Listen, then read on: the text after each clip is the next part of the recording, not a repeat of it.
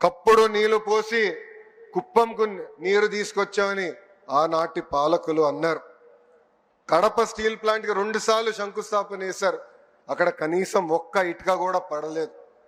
ఇంకా విశాఖపట్నంలో ఒక వ్యక్తి బతికేదానికి 700 కోట్లతో ఒక రాయల్ ప్యాలెస్ కట్టుకున్నారు తప్ప విశాఖ ఉక్కు గురించి కానీ అదేవిధంగా రైల్వే జోన్ గురించి ఏనాడు మాట్లాడలేదు. 5 ఏళ్ళు అరాచక పాలన శంకుస్థాపన చేశారు. అక్కడ కనీసం ఒక్క ఇటుక కూడా పడలేదు. ఇంకా విశాఖపట్నంలో ఒక వ్యక్తి బతికేదానికి 700 కోట్లతో ఒక రాయల్ ప్యాలెస్ కట్టుకున్నారు తప్ప విశాఖ ఉక్కు గురించి కానీ అదేవిధంగా రైల్వే జోన్ గురించి ఏనాడు మాట్లాడలేదు. 5 ఏళ్ళు అరాచక పాలన ప్రజలు చూశారు. ఏకంగా దళితుల్ని చంపి డోర్ డెలివరీలు చేసిన రోజులు ప్రజలు చూశారు. కోవిడ్ సమయంలో మాస్క్ అరిగినందుకు ఒక డాక్టర్ని ఎంత కిరాతకంగా చంపారో ప్రజలు చూశారు.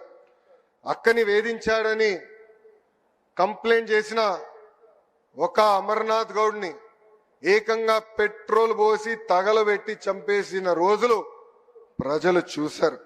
ప్రశ్నిస్తే లాఠీ దెబ్బలు, కేసులు, అరెస్టులు. ఇంకా విధ్వంస పాలనపై ప్రజలు తిరుగుబాటు చేశారు. అందుకే పెద్ద ఎత్తున కూటమిని ప్రజలు ఆశీర్వదించారు, దీవించారు. సుపరిపాలనలో మనం తొలి అడుగు వేశాం. 5 ఏళ్ళు రాష్ట్ర విధ్వంసం చేసిన వారు ఈరోజు ప్రజాప్రభుత్వం ఏం చేసిందని ప్రశ్నిస్తారు. వాళ్ళని సూటిగా కొన్ని సమాధానాలు చెప్పదలుచుకున్నా. ప్రభుత్వం వచ్చిన తర్వాత ప్రజలు ఈరోజు ప్రశాంతంగా ఉంటున్నారు. ప్రజాప్రభుత్వం వచ్చిన తర్వాత ప్రజల ముఖంలో చిరునవ్వు ఈరోజు కంపడుతుంది.